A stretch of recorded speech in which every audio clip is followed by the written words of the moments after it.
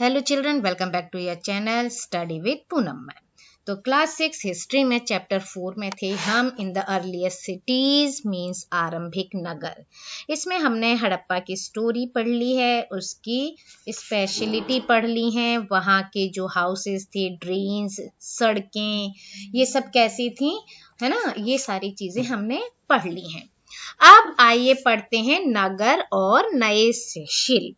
यानी अब इसमें हम देखेंगे कुछ ऐसी चीजों के बारे में हम जानकारी लेंगे, पढ़ेंगे, जो कि हड़प्पा के नगरों से मिली हुई हैं। जो हमारे आर्कियोलॉजिस्ट हैं, उन्होंने जो चीजें वहां मिली हैं उनमें से ज्यादातर क्या चीजें थी, किससे बनी हुई चीजें थी, वो थी पत्थर, यानी स्टोन, शेल, मेटल, यहाँ तक कि copper, bronze, gold and silver. इनसे इन सभी जो चीजें हैं, ये सभी जो मेटल्स हैं, ये सभी जो धातुएं हैं, इनसे बनाई गई थी। जैसे तांबे और कांसे से क्या बना सकते हैं, औजार बना सकते हैं, वेपन्स जिसे कहते हैं, ऑर्नामेंट्स बना सकते हैं, बर्तन बनाए जाते थे, है ना। और सोने और चांदी से क्या बनाए जाते थे, गहने और बर्तन, मीन्स इससे भी ऑर्नामेंट्स और वेसल्स बनाए जाते थे। यहाँ मिली सबसे अट्रैक्टिव, सबसे आकर्षक वस्तुएं क्या थी, वो थे मनके। मनके मीन्स बीड्स, मोती, वेट यानी बाट जो तौलने के काम आते हैं, और ब्लेड्स।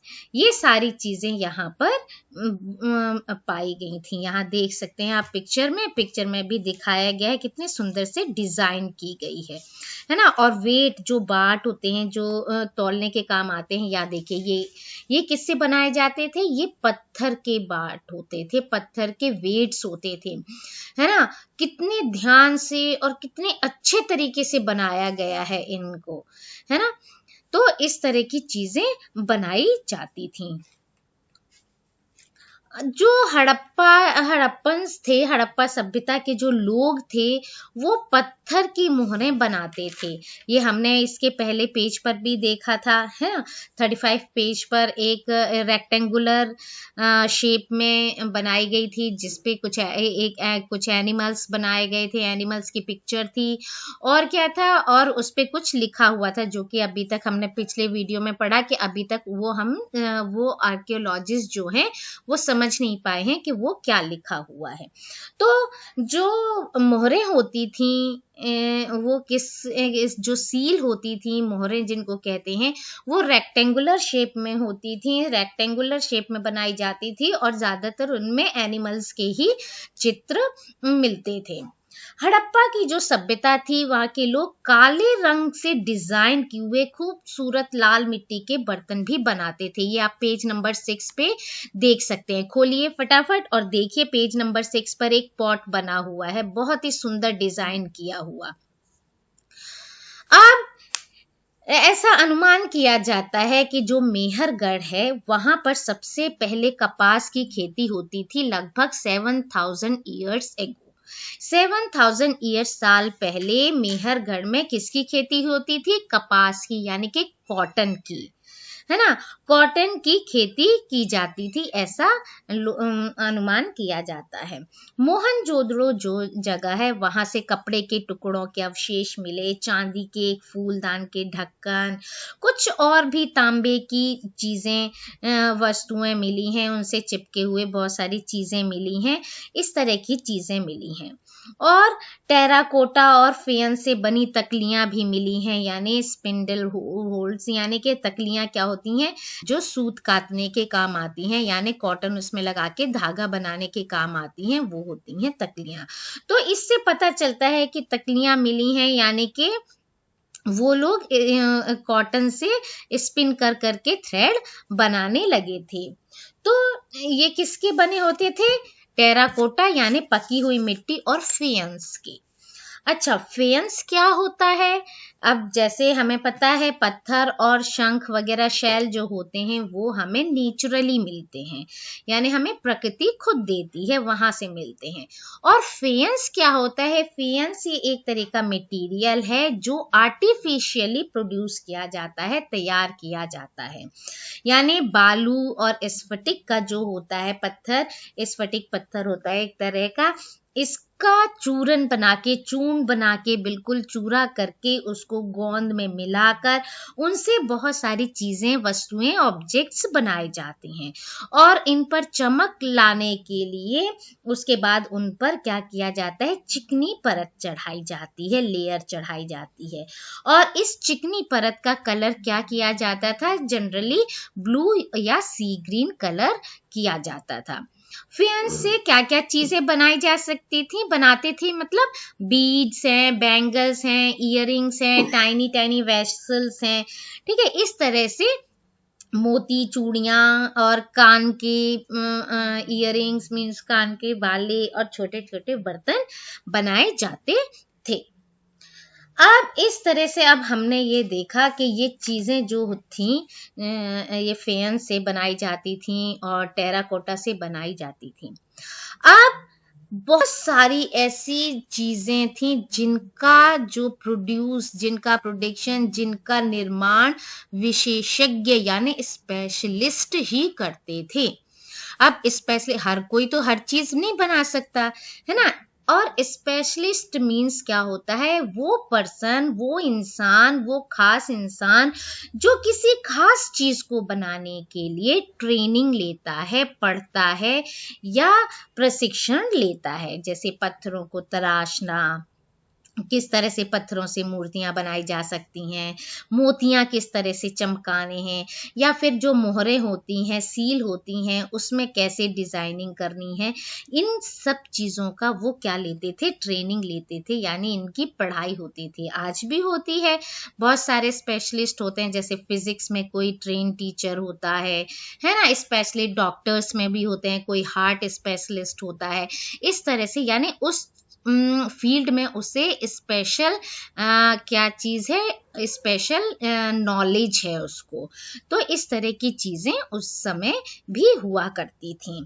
अब देखिए, जैसे पिक्चर है, इसके पहले वाले पेज में हमने ये लिखा था, ये छोटी सी एक मूर्ति बनाई हुई है, देखिए ये चीज। अब ये क्या है? अब आपने ये पेज नंबर 36 है, इस पे आप ये देखो, इस पे आइए, ये क्या है? ये मूर्ति बनाई गई है। इसको पूरी मूर्ति को देखो, इसका चेहरा देखिए, इसके कपड़ों की डिजाइन देखिए, ये सारी चीजें कोई ऐसे आम लोग नहीं बना सकते, है ना। कितना अट्रैक्टिव ढंग से बनाया गया इसका फेस जो है, इसकी दाढ़ देखिए, नोज, आईज, माउथ, सब कुछ इतने अच्छे से बनाया गया है। कपड़े की यहाँ तक कि डिजाइनिंग भी बहुत अच्छे से की गई है। तो ये किसी विशेषज्ञ मूर्तिकार का ही काम हो सकता है, यानी कोई मूर्ति बनाने वाला एक्सपर्ट ही हो सकता है जो इस तरह की मूर्ति बना सकता है। अब हर व्यक्ति तो स्पेशलिस्ट हो नहीं सकता था, तो लेकिन अभी आर्कियोलॉजिस्ट जो हैं उन्हें ये भी नहीं पता चला है कि वो स्पेशलिस्ट जो होते थे वो मैन होते थे या वुमेन होती थी, या सिर्फ वुमेन ही काम करती थी या सिर्फ मैन ही काम करते थे, या दोनों ही इस चीज में ट्रेनिंग लेते थे। इस तरह की चीजें अभी हमें पता नहीं चली हैं, ठीक है।